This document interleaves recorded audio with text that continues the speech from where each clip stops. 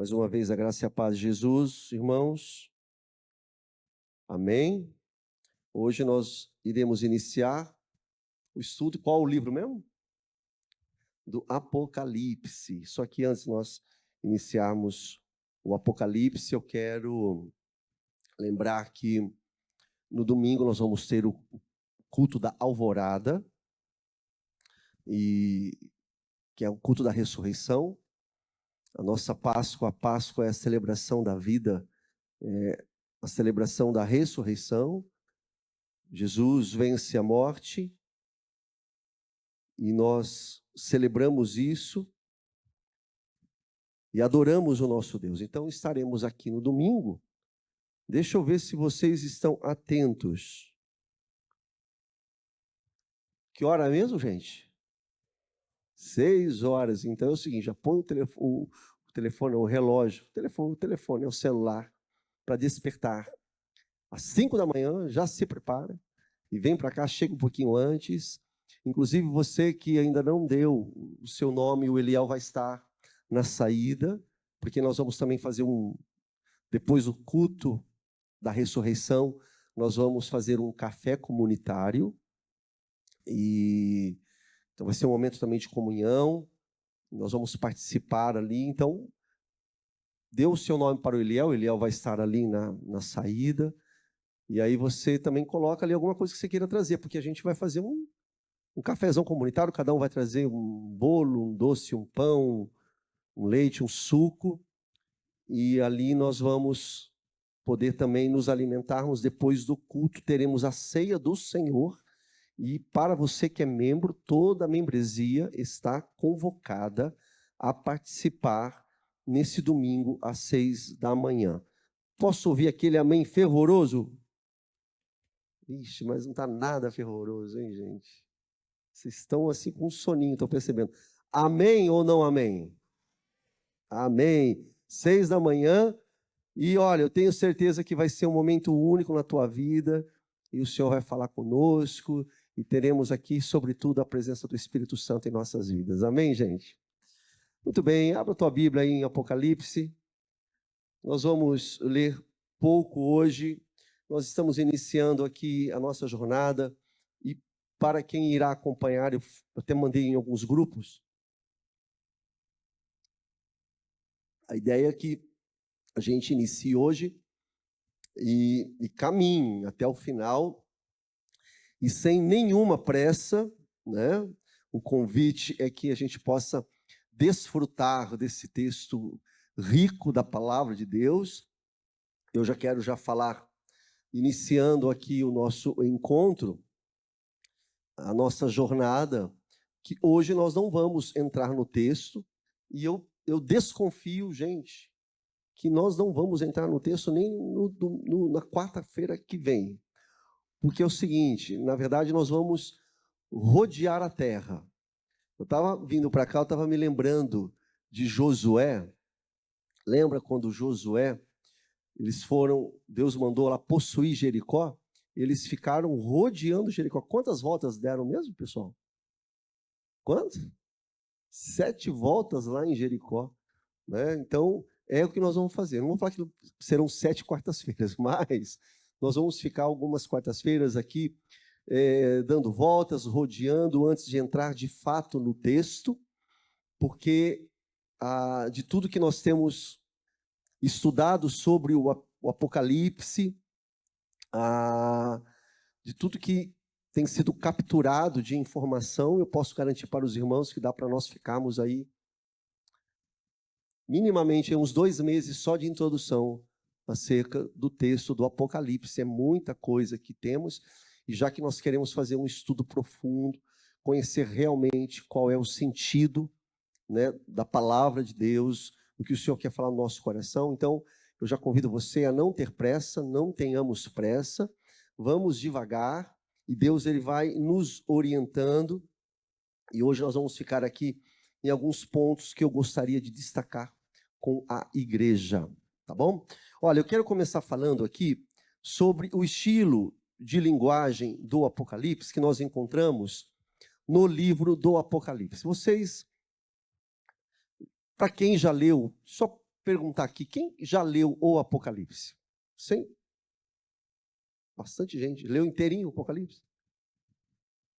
Todos os capítulos do Apocalipse. Os 28 capítulos. Não vão cair nessa, né? Leram todo o Apocalipse? Muito bem. Então, não é segredo para ninguém. Vocês sabem muito bem que o Apocalipse ele contém um texto enigmático, misterioso, né? Não é uma leitura fácil de fazer. É um texto repleto de simbologias, tem muitos símbolos, muita coisa, e muitas comparações, muitas figurações que nós encontramos no livro do Apocalipse. O Apocalipse, para uns, talvez para você, é um texto, eu espero que seja, um texto apaixonante, é um texto fascinante, não é? Para outros, nós vemos aí que tem muita gente que acaba tendo medo ou acha que o texto do Apocalipse é um texto aí assustador, as pessoas ficam até aterrorizadas. Tem gente que não... Eu conheço muito crente cristão, fala, eu não leio o Apocalipse, eu tenho medo do Apocalipse. O fato, gente, é que o Apocalipse deve ser entendido dentro do seu contexto, e há um contexto ali, há um pano de fundo, há um cenário no qual o apóstolo João, ele escreveu o Apocalipse. Nós vamos falar, Deus permitindo, na próxima semana, a gente vai perceber que após o segundo templo, a construção do segundo templo, ali de Zorobabel, na época de Esdras, Neemias, a produção de materiais apocalípticos foi muito grande, né? Então, para aquele assim que não está muito acostumado com o estudo da história, pode achar que só tem o Apocalipse de João, mas não é só o Apocalipse de João, né? Há aí dezenas de textos apocalípticos ali, na Judéia, na Palestina, né? E, enfim, nas terras próximas ali de Israel. Inclusive, muitos que escreveram, como o pseudepígrafo, que o Caio falou, o pastor Caio falou semana passada, usando nomes de profetas bíblicos. Mas o assunto nosso aqui hoje, a grande verdade é que quando nós lemos o Apocalipse, o texto não é um texto fácil, né? A forma que João coloca acaba sendo assim até um mistério para quem lê. Se você já leu, eu estou com minha Bíblia aqui aberta, você vai encontrar aqui conflitos, você tem aqui guerras, livros que são selados, embates violentos, aterrorizantes, né? Tudo isso aqui, anúncios de morte, trombetas, e tudo isso, gente, é situado dentro de um cenário celestial, vamos dizer assim, é um cenário espiritual, né? Há seres espirituais, seres angelicais, caídos, aprisionados. E é normal que as pessoas leiam o Apocalipse, né? E assim, elas ficam com muitas dúvidas e curiosas para poder entender qual é o significado de tudo isso daqui. Eu peguei e fiz aqui algumas anotações. Facilmente você percebe que o Apocalipse ele fala do fim, mas não é um fim, tem um início, o início de um reino. O Apocalipse não fala do arrebatamento. Você não encontra o arrebatamento, a expressão do arrebatamento, dentro do Apocalipse. Certo, Dalva? Tem toda uma questão ali de números, tem o número 7, tem lá os 144 mil selados, que é o 12 vezes 12. Aí você encontra figuras como os 4 cavaleiros, o anticristo, a besta, o 666. Aí tem juízo, tem o julgamento de Deus, tem vingança, a segunda vinda de Cristo, o novo céu, nova terra. É muita coisa que não faz parte da nossa vivência comum. Não é normal, né? Então você vê aqui que diante de tudo isso aqui é fácil entender e compreender o Apocalipse. Então, o Apocalipse, esse livro do Apocalipse, dá margem para muita coisa, né? para muita produção, para muitas ideias. Uma coisa que fica muito evidente é que a gente percebe que não são somente as pessoas que nutrem a expectativa do reino de Deus, como eu e você. Não são só aqueles que aguardam o reino prometido por Jesus. Não são apenas esses que esperam a nova Jerusalém. Não são apenas aqueles que aguardam o fim do mar de sofrimento, do choro, das tragédias desse mundo. Você liga a televisão, você abre o jornal, é tragédia sobre tragédia. Ontem você viu lá, bateu o avião lá na ponte lá nos Estados Unidos. Tem gente, então é choro, é desespero. Né? Você abre os jornais aqui em Bauru, é desespero.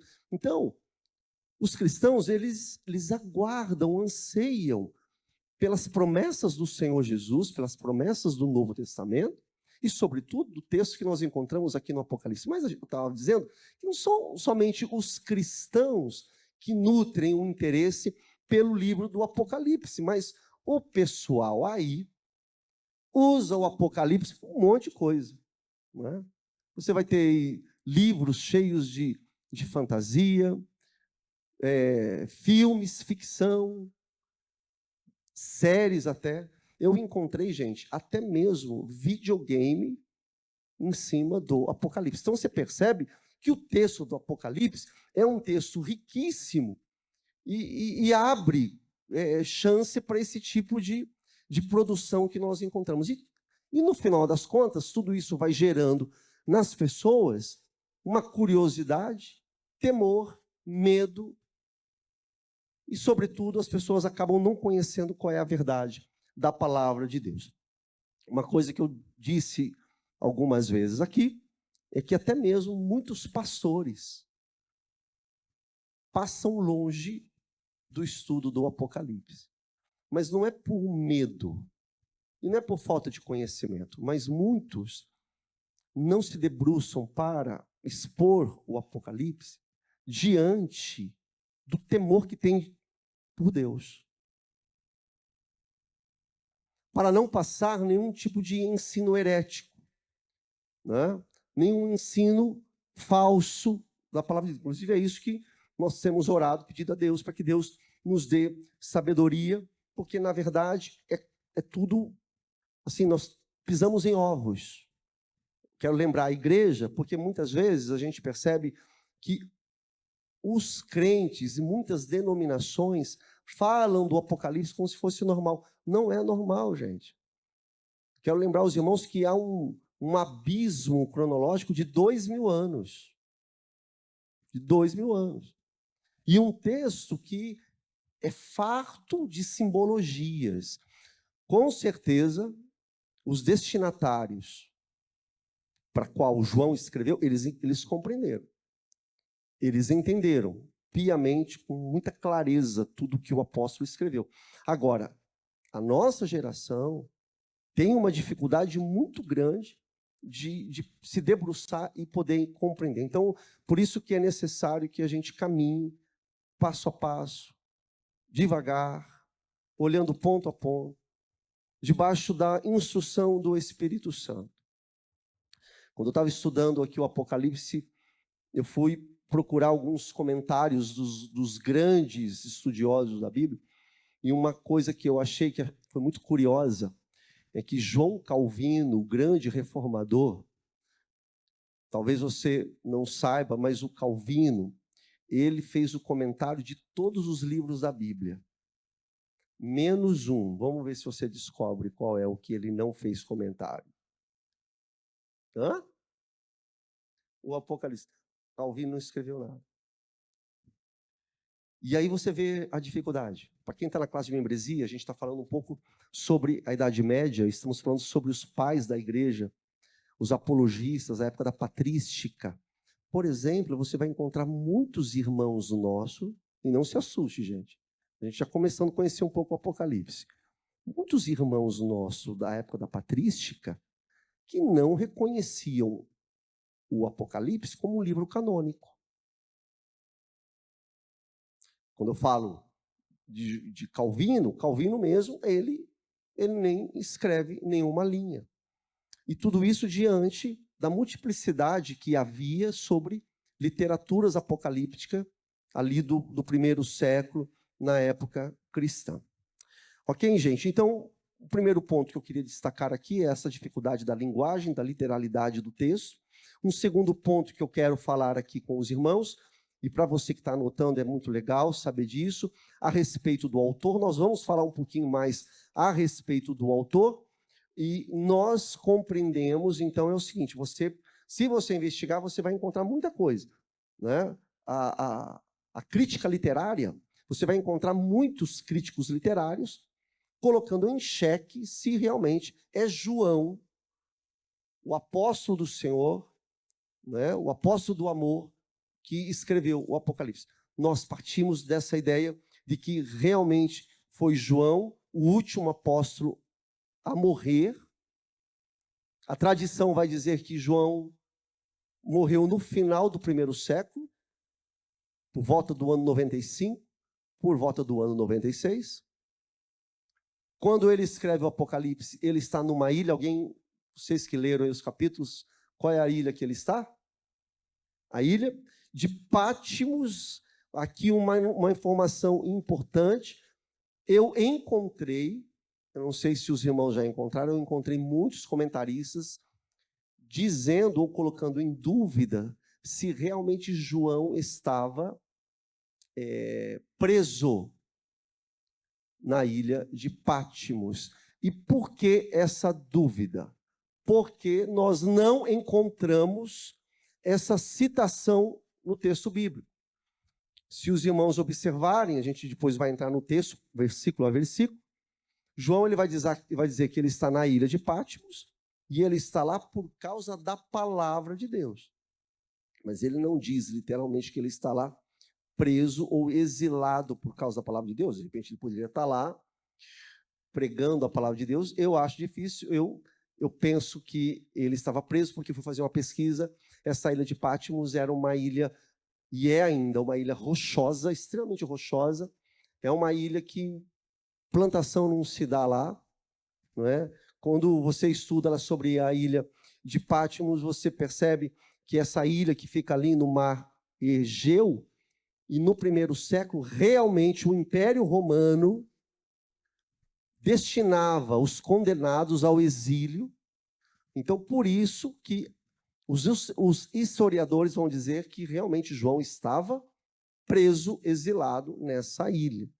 Mas você também pode encontrar alguns comentaristas que vão dizer o seguinte: não, nada mostra que realmente que ele estava preso, que ele estava exilado ali naquela ilha. Muito bem. Diz o texto aqui que João recebe a visão, e eu quero falar um pouquinho aqui sobre o cenário de como o apóstolo João escreve a visão. João diz o texto que ele recebe a visão do nosso Senhor, mas eu gostaria assim de enfatizar aqui para os irmãos que é João quem escreve. Entendeu? Ele recebe a visão, mas é ele quem escreve. É muito importante ter essa compreensão, porque é assim que Deus faz. Deus pode revelar, Deus pode mostrar, mas Deus usa a mão de obra humana, o ser humano. E aqui é João quem escreve. João escreve com a sua intencionalidade, com a sua forma de escrever, né?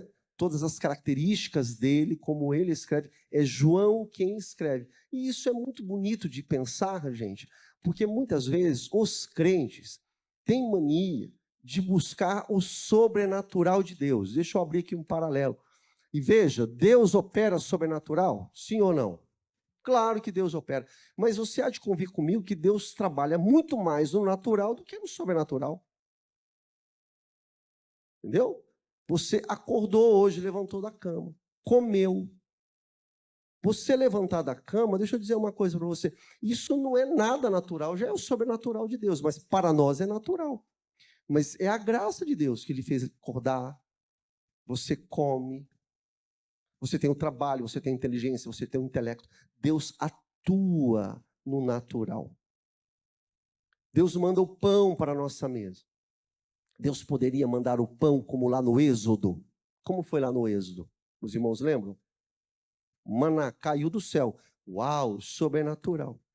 Mas o pão que chega na tua mesa, através do teu trabalho, alguém que vai lá e dá, também vem da parte do Senhor. É Deus também. É tudo o Senhor. Então, Deus, ele revela aqui para João, e é uma revelação do Senhor para o apóstolo, mas é o apóstolo quem está escrevendo. Então é importante a gente partir dessa premissa, importante a gente entender, partir dessa compreensão, que é ele que está escrevendo, e João, ele escreve, e agora eu quero dizer para você o seguinte, João, ele escreve para a gente poder compreender um pouquinho o pano de fundo do Apocalipse. João, ele escreve na perspectiva da perseguição. João, ele escreve num cenário de opressão. Ele recebe a visão do Senhor, mas o que está acontecendo ao redor de João, de toda a geração dele, e os crentes e a igreja ali, é muita opressão, é muita perseguição. João, ele se encontra dentro desse contexto, né, de opressão. O mal está dominando. A igreja está escondida. A igreja está fugindo. Não tem culto livre. O mal domina o mundo naquela época, né? O mundo antigo. Europa, Ásia, África, o mal. E o mal tem nome. Já puxando aqui na memória. O mal tem nome. Qual que é o nome do mal? Roma. É Roma. É o Império Romano. Né? Na classe de membresia, a gente cita muitos filmes para você assistir, alguns filmes para você assistir. E é isso. Então você vê lá as arenas. Nós cantamos aqui no domingo aqui que os leões não detiveram a igreja. O Coliseu, lembra disso? Nós cantamos? Foi domingo que nós cantamos essa música ou não? Vocês já esqueceram, né? Cadê o Marquinhos? Foi domingo, Marquinhos? O Coliseu não deteve o quê? A igreja. O que é isso? É que é o seguinte, os cristãos, eles viviam debaixo de opressão e de perseguição violenta, risco de morte iminente. Então, o mal que dominava o tempo do apóstolo João tinha nome, e o nome é Roma. Então, olha só, se nós estivermos certos quanto à data, se realmente é essa data, né? Se João escreveu, como dizem os pesquisadores, se João escreveu por volta do ano 95, 96, se ele escreveu, então o imperador romano, quando João escreve, é Domiciano. É o imperador Domiciano. Gente, esse Domiciano, não sou eu que estou falando, e tudo isso aqui que eu estou falando dá informação para você fazer pesquisa. Faz pesquisa no Google. Veja quem que é o Domiciano. Domiciano foi um dos mais violentos, terríveis, malignos, maldosos imperadores que já teve na história. Eu trouxe, inclusive, tem uma cabeça dele ali, né? Eu ia falar o tronco, não tem a cabeça e o braço esquerdo na estátua lá no museu em Éfeso. Tá aí, ó. Esse aí era o governador. Eu peguei e trouxe aqui para os irmãos compreenderem quais eram os imperadores do primeiro século, os imperadores romanos. Muda para nós aí a relação, por favor. Você está vendo aí, ó? Está lá, ó. Desde o ano 27 antes de Cristo, antes de Jesus nascer. Está lá, o César Augusto, que é um deus. É um deus. Depois eu vou colocar aqui uma moedinha. Tinha a moedinha lá, né? O denário com a esfinge do César Augusto. Ele é um deus, é o senhor da terra. O senhor da terra. Então tá aí, ó, o Tibério, Calígula, Cláudio, Nero, que outro violento, Calígula também, Galba, Otto, Vitélio, Vespasiano, Tito. Tito é quem destrói Jerusalém, né? O imperador Tito é quem põe Jerusalém no chão, e você tem o Domiciano. Então, o João, pode deixar um pouquinho, o pessoal está copiando aí. O João, pessoal, ele está tendo uma visão, e ele tem a visão no dia do Senhor, diz o primeiro capítulo, o versículo, veja na sua Bíblia aí, o Apocalipse, está com a Bíblia aberta aí, né, pessoal? Verso 10, aqui, ó. No dia do Senhor. O dia do Senhor é o primeiro dia da semana, que é qual mesmo, gente? Tem medo de falar, não? Qual que é o primeiro dia da semana? O domingo, que nós vamos, inclusive, celebrar a Páscoa. Domingo, é o dia do Senhor. Então, o João, ele tem a visão no dia do Senhor, que é o dia da ressurreição do Senhor. E a visão e os registros de João, e eu peço que você tenha calma, vai ouvindo assim, e vai mastigando devagarzinho, a gente vai chegar lá. A visão dele e o que ele vai escrevendo tem uma aplicação, tratava. Olha que bacana, na cabeça de João, tem uma aplicação direta para a época dele, para a geração dele. Ele escreve as cartas destinadas para igrejas, inclusive, que ele era pastor na Ásia Menor. Então tem uma aplicação direta ali para ele. Quer dizer, muito mais do que para o futuro, porque como que a gente trata o Apocalipse? Coisas do futuro.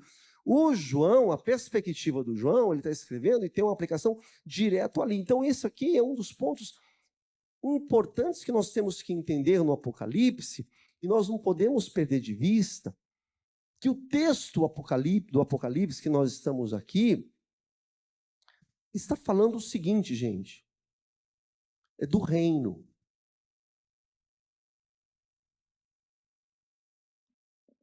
Não dorme, não. Acorda, para você não perder. Presta atenção, é do reino. O João, ele olha, tem um reino maléfico, maligno, que quer destruir o povo de Deus, e tem destruído.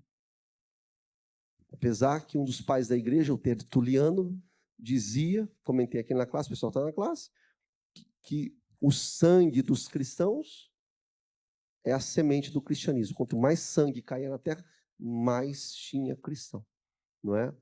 Mas a visão do João, uma coisa que a gente não pode perder de vista, é o que tá sendo colocado no Apocalipse, são os reinos. Tem dois reinos aqui.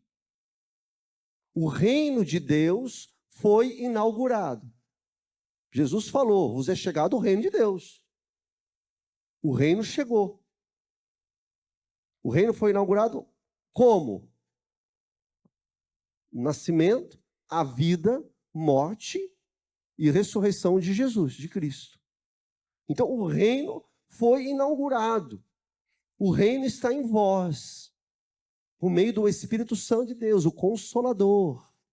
A promessa de Jesus, olha, eu vou, mas vou deixar com vocês o Paráclito, o Consolador. Então, vocês têm aí o reino de Deus. O reino de Deus está dentro de vocês, está aí.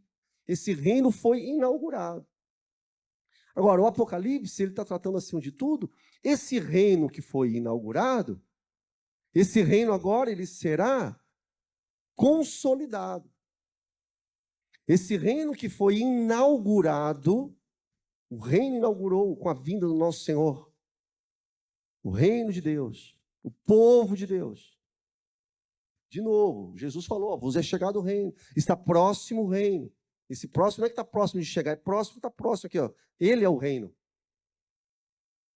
Ele é o reino, está próximo de vós. Ele é o reino. O reino chegou, o reino foi inaugurado. Agora, a mensagem do Apocalipse é que esse reino, ele será eternizado. Ele virá. O rei virá, esse reino virá. E virá, mensagem do Apocalipse, virá para quê? Para destronar o reino do mal. Que na mente de João, o mal tem nome, é Roma. É o governo romano que tem dominado esse mundo.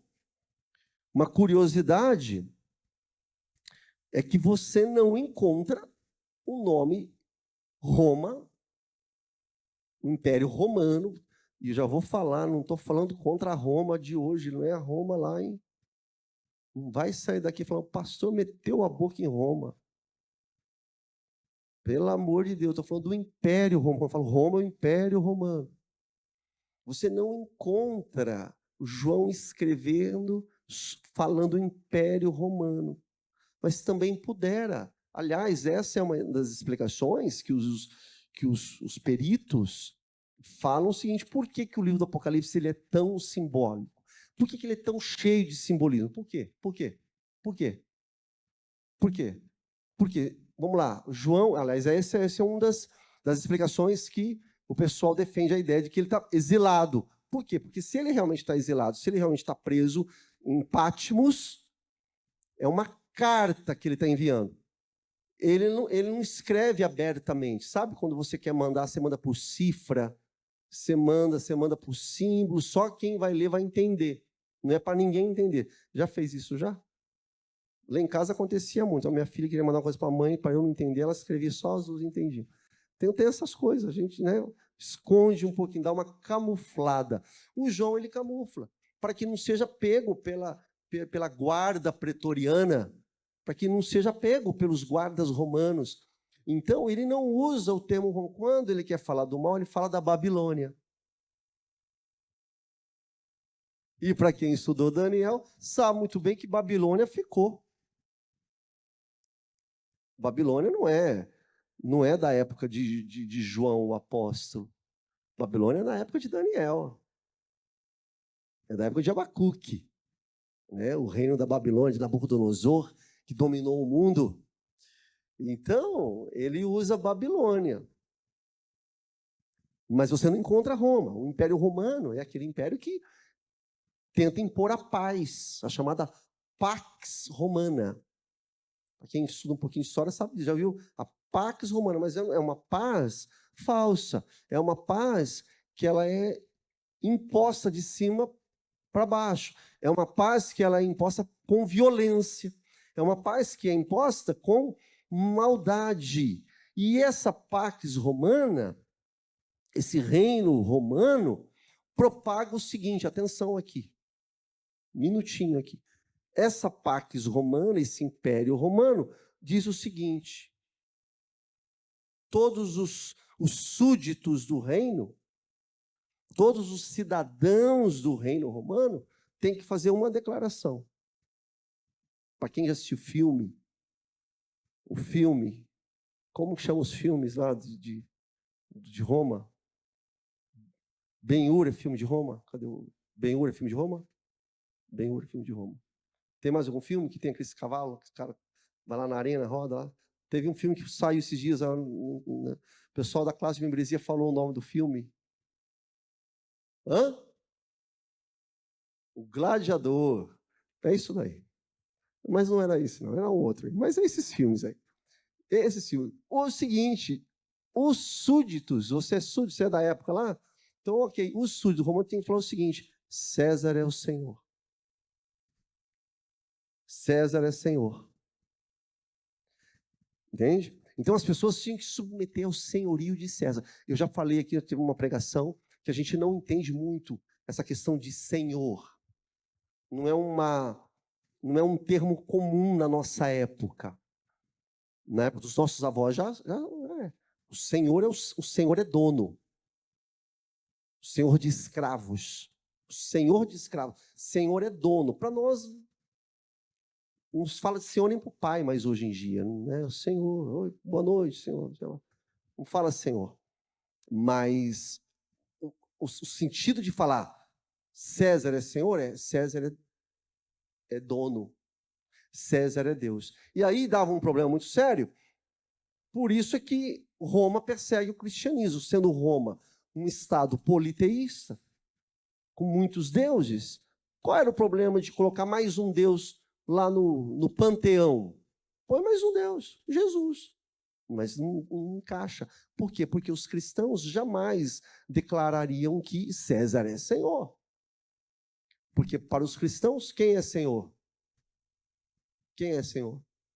Jesus é o Senhor. Você pode dizer Jesus é o Senhor? Jesus é o Senhor. Ele é o Rei dos Reis. Então, voltando, o João, ele escreve, tem a visão, ele escreve, mas o que está acontecendo com esse servo de Deus é que é o seguinte, ele está debaixo dessa opressão maligna, desse reino romano, que é um reino do mal, é um reino que nega Cristo, o verdadeiro Deus, e tenta produzir César, colocar César como o único Deus. Então, é reino contra reino. Então, há toda uma aplicação, uma intencionalidade aqui, meus irmãos, para aquele tempo, com aquela geração. Qual é o problema?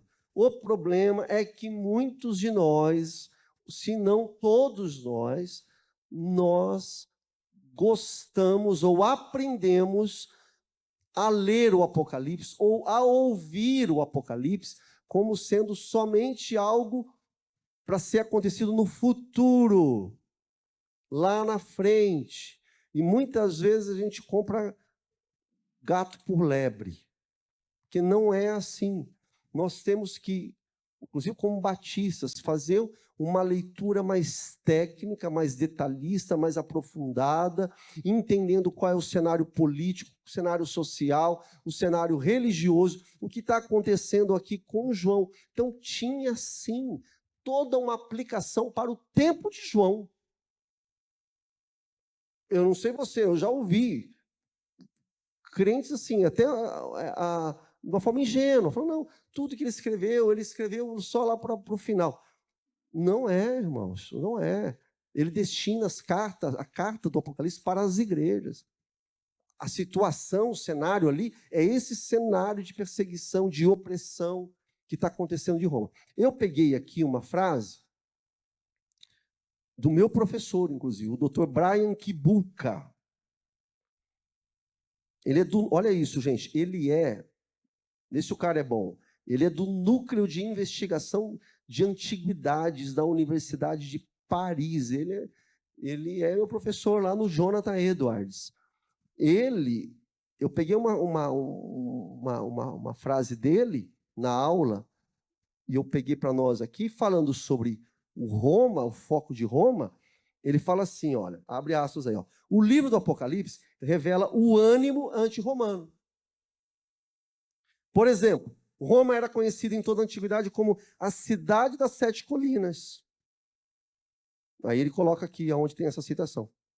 Apocalipse 17 descreve uma grande prostituta, 17:2, que está embriagada do sangue dos santos e do sangue dos mártires de Jesus. Ele pede fazer uma comparação, 17:6, compara com Daniel 8:24. A grande prostituta monta em uma fera com 7 cabeças. Ele está dizendo que são as 7 colinas de Roma. Ele fala que é uma referência. Quer dizer, o que ele está dizendo? Só um detalhe. Ele está dizendo o seguinte, João está escrevendo de forma simbólica. Quando ele fala, tal, as 7 cabeças, ele está dizendo o seguinte, ó, esse mal aí é esse império que está cercado por essas 7 colinas.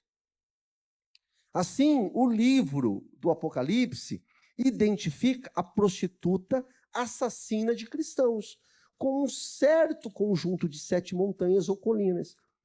Outras pistas no livro do Apocalipse confirmam que a prostituta bêbada de sangue deve ser identificada com Roma. Então, é muito claro para o Kibuka, o professor aqui, e todos os estudiosos que a gente pesquisou também, que a aplicação direta aqui do Apocalipse aponta para Roma. Vai em direção do Império Romano. Né? E que a citação lá é a Babilônia, uma forma figurativa aqui da Babilônia, para poder, né, ludibriar ali esse império que é maligno e que visa a destruição da igreja. O que acontece é o seguinte, para nós é uma... Deixa eu repetir isso de novo, sem ser redundante.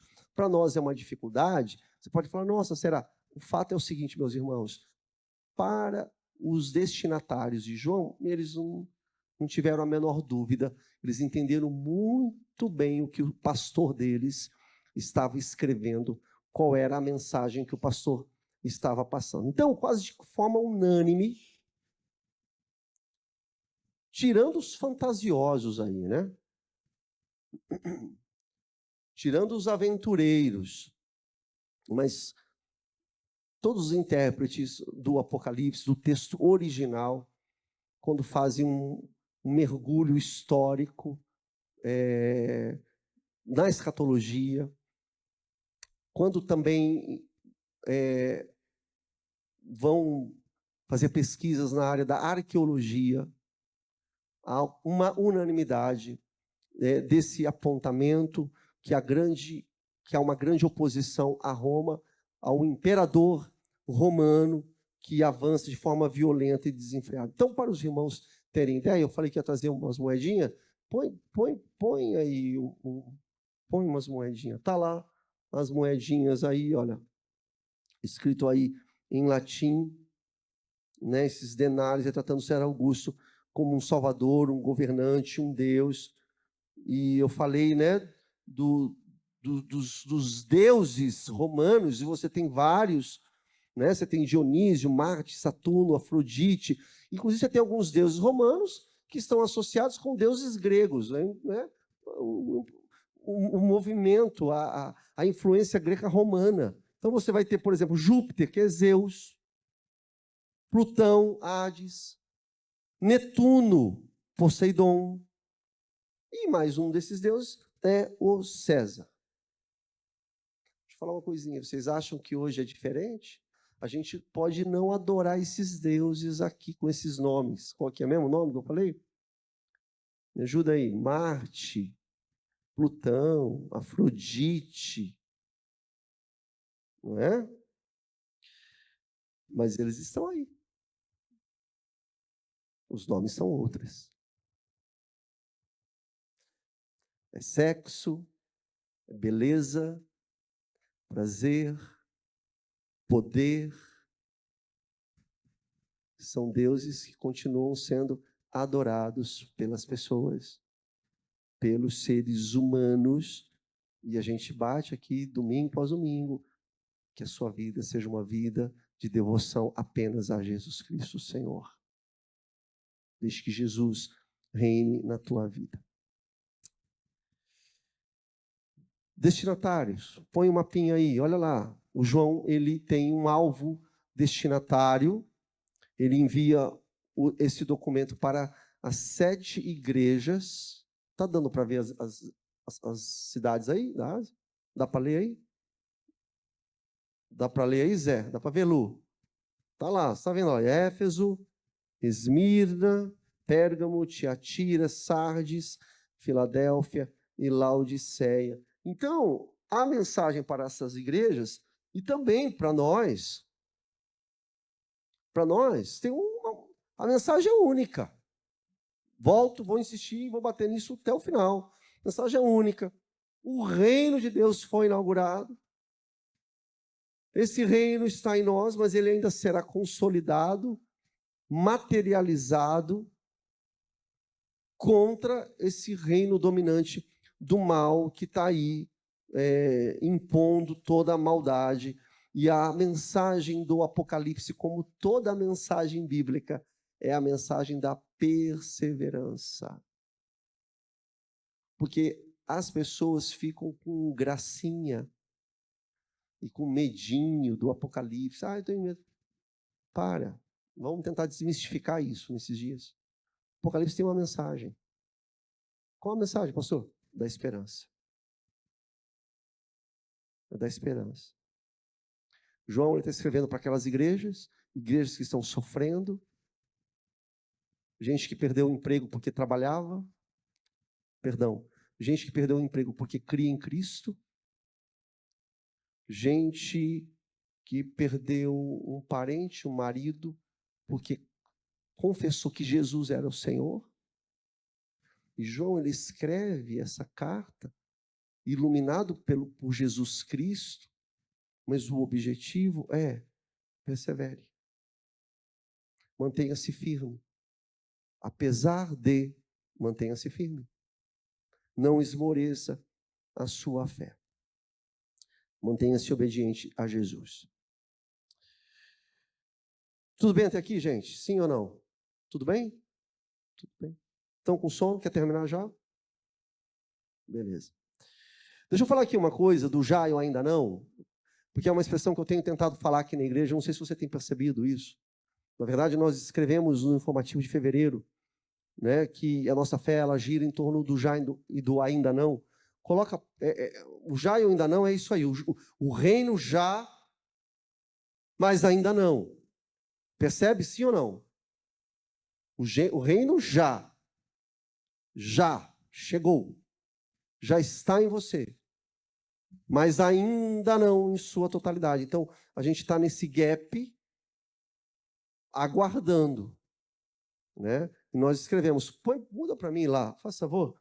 Eu trouxe as expressões tanto no grego quanto no hebraico. Você está aí, ó, aí no hebraico, Olam Razé, Olam Rabá, que é isso aí, a Bíblia o tempo todo, e o Apocalipse, que é essa mensagem escatológica, está falando o tempo todo disso. O já, o agora, nós estamos agora, já vivemos na presença de Deus, estamos aqui, né? O Senhor controla a nossa vida, mas ainda temos essa esperança convicta, futura, que está para acontecer. Então, o ponto aqui do já e do não é justamente isso, é que há uma esperança futura de salvação. E essa esperança, ouça, ancora a nossa vida.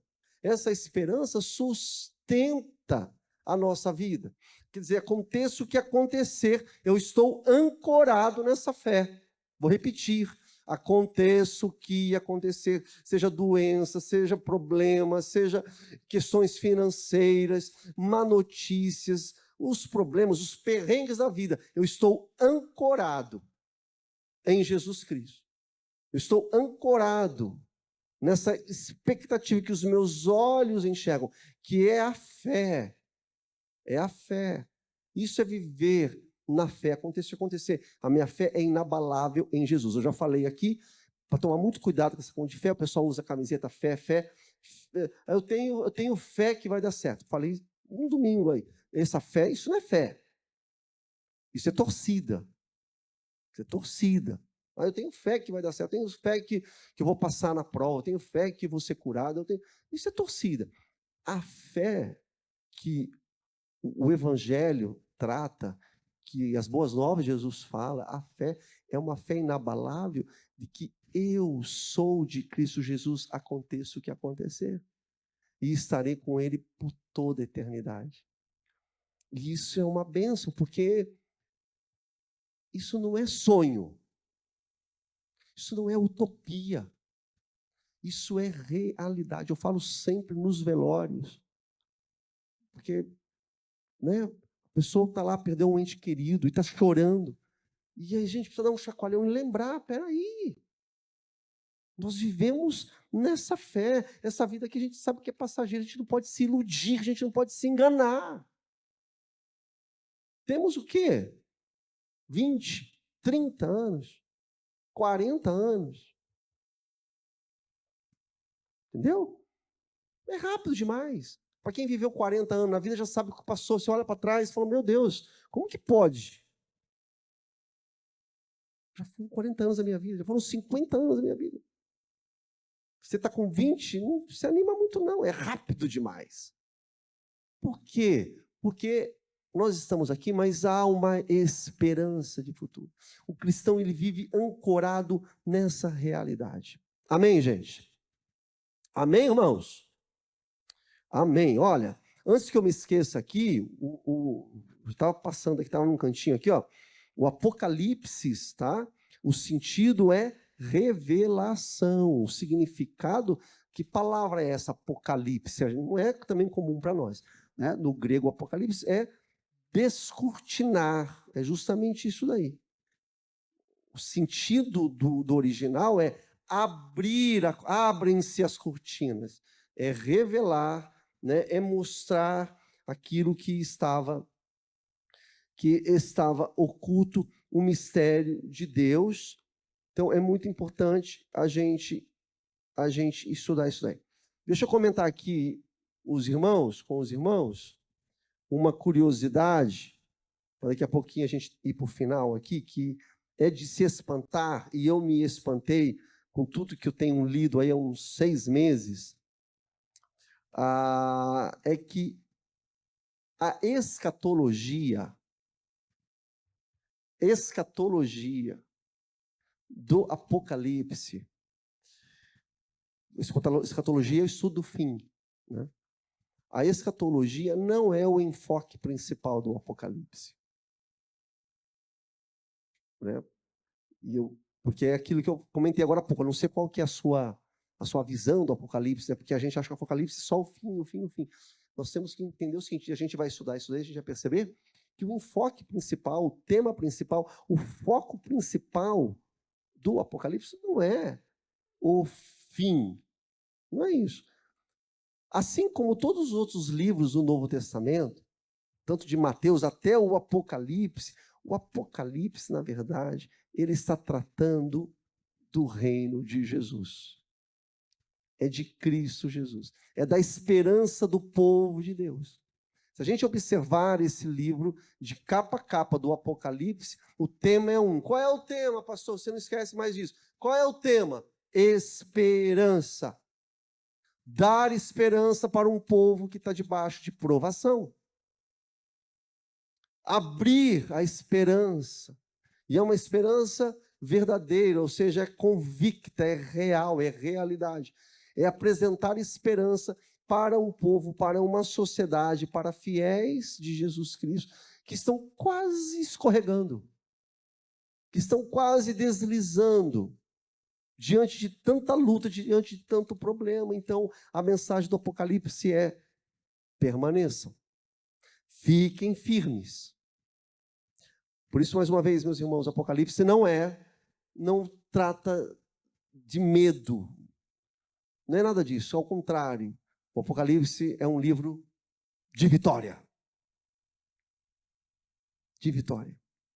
Vitória do leão da tribo de Judá. Vitória do Filho de Deus. Vitória do Cordeiro de Deus que tira o pecado do mundo. Então não é de tristeza, não é de derrota, não é de medo, não é pânico, não é para ficar aterrorizado, nada disso. O Apocalipse está falando de vitória o tempo todo. Esse é o propósito. O propósito é conduzir os ouvintes, os leitores, que somos nós, persuadir os leitores a ter essa visão de que nós temos um rei, o nosso rei é vitorioso e ele dominará todas as coisas. Portanto, seja um mar de sofrimento, seja no passado, seja no presente. E é isso que João vai dizer que nós vamos estudar, ou sejam sofrimentos futuros que possam chegar. Não importa, sejam fiéis. Tenta aplicar isso para a tua vida. Os irmãos sabem, eu atendo as pessoas aqui sempre. E a gente percebe muitas vezes gente querida, gente amada, cristão, abalados, chorando, depressivos, por causa de um problema aqui, um problema ali. Que eu sei que não é fácil. Mas aí a gente sempre tenta lembrar, alto lá, para você de Jesus. De Jesus. A mensagem do Apocalipse é essa. Não importa os problemas, os sofrimentos que você enfrentou no passado, que você está enfrentando agora, ou aqueles que ainda virão, porque nesse mundo vocês terão aflições. Mantenha-se firme, sejam fiéis, simplesmente fiéis ao Senhor. Glória a Deus por isso. Deixa eu citar aqui, antes da gente encerrar, estudando aqui o livro do Apocalipse, me vem na mente, talvez na sua mente venha também, o tal do filme Deixados para Trás. Já ouviu falar Deixados para Trás? Oi, Deixados para Trás.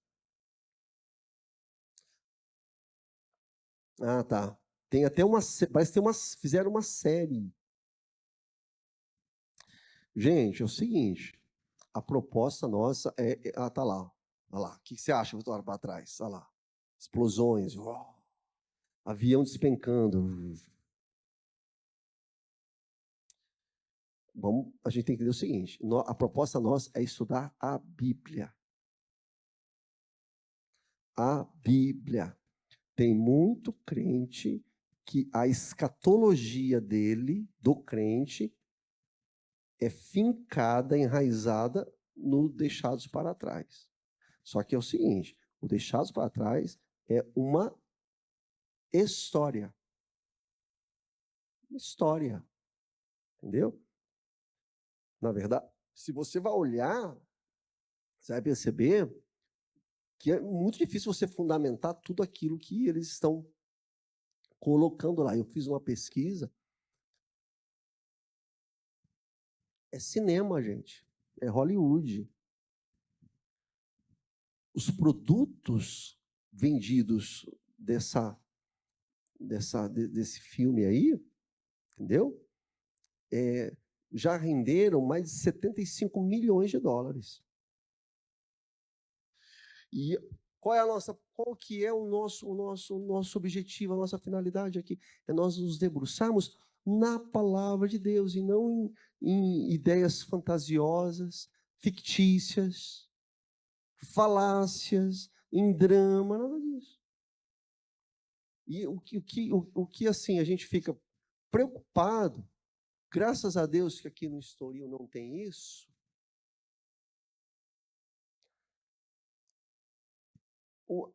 Tem gente que tem a sua teologia do final dos tempos baseado justamente nesse filme aqui, Deixados para Trás. É a base da escatologia de muito crente, e isso é muito problemático, é muito sério. É igual o negócio do The Chosen. Conhece o The Chosen?